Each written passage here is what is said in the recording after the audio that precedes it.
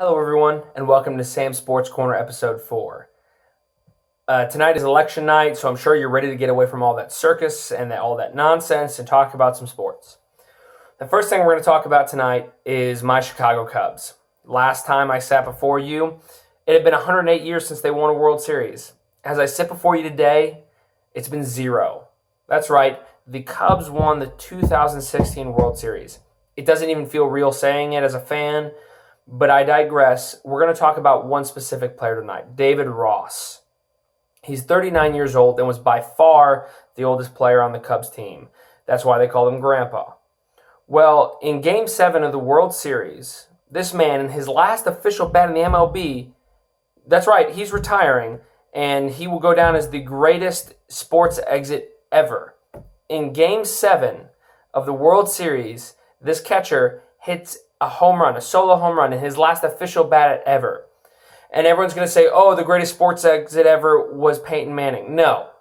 Peyton Manning retired a Super Bowl champion, but that didn't belong to him. He was over in the corner eating glue while his defense won him a championship. David Ross was a contributor as a catcher in Game 7 of the first World Series in 108 years for the Chicago Cubs. But he contributed as a bat too. He hits a home run in his last at bat ever in Major League Baseball. There's nothing more that can be said about how incredible that is. I wish David Ross all the luck in the world. I'm sure he's going to end up as a catching coach somewhere. He has to. Next, we're going to talk about the NFL. The refs are the most god-awful thing that I have ever seen in my life. It feels like we're back watching the replacement refs. Let's talk about Travis Kelce getting ejected for throwing his towel as a fake flag. I mean, that's fun. That's awesome. If a player can't be themselves, why are they there? You know, the NFL's all this season has been about, oh, be yourself and speak out and do whatever you want to do. But then anything on the field that doesn't stay in this narrow path, and you're destroyed for it. And Travis Kelce had a legitimate point. He argues with the refs about getting a pass interference call, doesn't get it. Instead, he gets flagged for unsportsmanlike conduct, which is ridiculous. Players argue about calls all the time. But then he throws his flag, which is funny, and he gets ejected. Completely ridiculous. Let's talk about Cam Newton, who just literally in the same week that he talks to Roger Goodell about how he's treated unfairly by the refs because he gets hit all the time, and all the hits against him would be called for any other quarterback but him. He gets smoked twice in the head. No calls. I'm talking one time the defensive lineman throws his bow into Cam Newton's head and nothing. It doesn't make any sense. And then this Monday night nonsense. This was some of the worst officiating I've ever seen. And the NFL says, okay, hey, they're not going to ref next week. But it has nothing to do with the fact that they sucked last night. Wrong answer, NFL. We as people like to see the same results that we kind of feel in our personal lives. If we suck at our jobs, we get punished. These refs obviously are being punished for sucking, but to come out and say that it's not because of that, you're trying to protect them, and it's BS. They probably need to be fired. And once again, it goes back to what I said a couple weeks ago, that NFL refs absolutely need to be full-time employees. And Josh Norman being fined $25,000 for speaking out against a ref who made a bunch of terrible calls, and you fine him $25,000, that is egregious. And what that tells every American is that you don't care that the refs are terrible. You don't care that the system is jacked up. We're going to defend our guys, and we're going to be in our own little collective and screw everybody else. And it's garbage. And that's the kind of shit that is going to get Roger Goodell in a noose. He needs to resign tomorrow. I honestly believe he has lived past his usefulness, and he needs to be gone because he obviously has no idea how to run the NFL anymore. He was great for the business side. He's been terrible ever since. He needs to be gone. On to the NBA for the first time this season. Steph Curry breaks the record for number of threes in a game at 13. Congrats to you, Steph Curry. To be honest, it's super underwhelming as an achievement because everybody thought he had already won that. Like, nobody was questioning whether he was the best three-shooter or not in league history. And so when I heard that this morning, I was like, I thought he already did that. So it was kind of underwhelming. So congrats to Steph Curry for having the most underwhelming achievement in sports history. Who I really want to talk about is Anthony Davis, who got the loss last night against Steph Curry. Anthony Davis has scored 30.4 points per game, 11.9 rebounds per game. So he's already scoring a double-double. He's averaging a double-double per game. He's got 14 assists and 20 blocks on the season. He's playing lights out, incredible. He's 0-7. After hearing those numbers and you hear 0-7, you got to be like, what's going on? Well, the problem is he plays with a bunch of window lickers in New Orleans. And they honestly need to do something for that Pelicans organization because Anthony Davis cannot do it alone, obviously.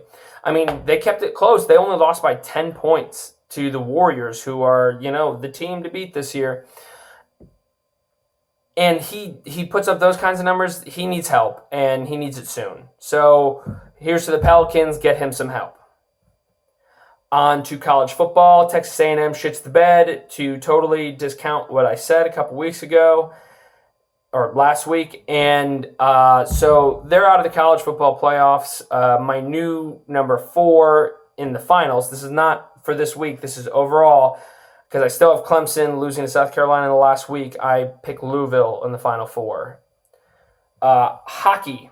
This weekend, the Columbus Blue Jackets beat the Montreal Canadiens. So this is the worst team in the league, beats the best team currently in the league, 10-0. This is the first time in 20 years that a 10-0 shutout has happened. I don't even know what to say about this. We are talking about pure, unadulterated domination. It is just disgusting. I don't know. The Montreal Canadiens had their backup goalie in. Honestly, pick someone off the street because that dude is straight trash. 10-0 that's not even a hockey score. That doesn't even fall into a sport score normally. That is just awful. Congrats to the Columbus Blue Jackets for getting one of your 20 or 30 wins for the season. I feel bad for Brandon Saad, who was erroneously traded to their team and is now feeling the pain of being a loser. It's time for my awards of the week. I know you're all been waiting for it. My idiot of the week goes to the Bucks general manager, Joe frickin' Schmo, whatever his name is, doesn't really matter. They signed Josh Huff, who just got cut by the Eagles this week because he got charged for marijuana charges and gun charges.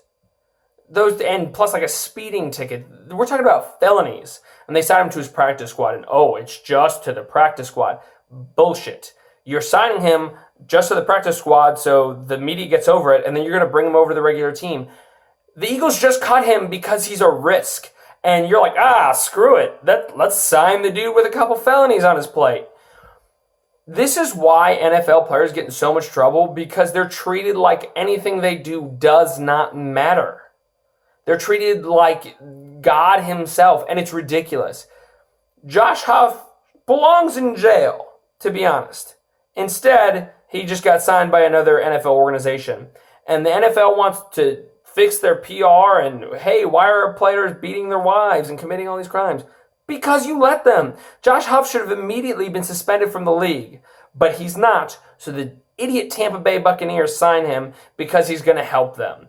It's awful, it's garbage, and I honestly hope he gets suspended for the rest of the season 6 seconds after the Bucs name him to their starting lineup, because that would be just desserts. My baby of the week is going to go to Colin frickin' Kaepernick, who all season has kneeled during the national anthem like a frickin' scumbag, and then says that, no, I'm not going to vote in the election because it doesn't matter. I'm sorry, Colin Kaepernick, your whole purpose of your stupid protest was because you wanted to see change in America. Well, I'm sorry. The only way you're going to see change in America is if you're a part of it. And by not voting in the national election, you totally undo everything you've done because you took a stance that no matter what I do, it doesn't matter. So quit kneeling for the national anthem or vote in the national election or just shut the hell up because everyone is sick of you, your garbage play, your garbage ideas. So if you aren't ready to stand for something, in every aspect and you want change and stand for that change and try and make that change happen, then shut up. You're the baby of the week because you don't know how to stay consistent. You cry about stuff and then you don't do anything to fix it. That is why you are the baby of the week, Colin Kaepernick. I hope everyone enjoyed my episode tonight. We will see you next week, Tuesday.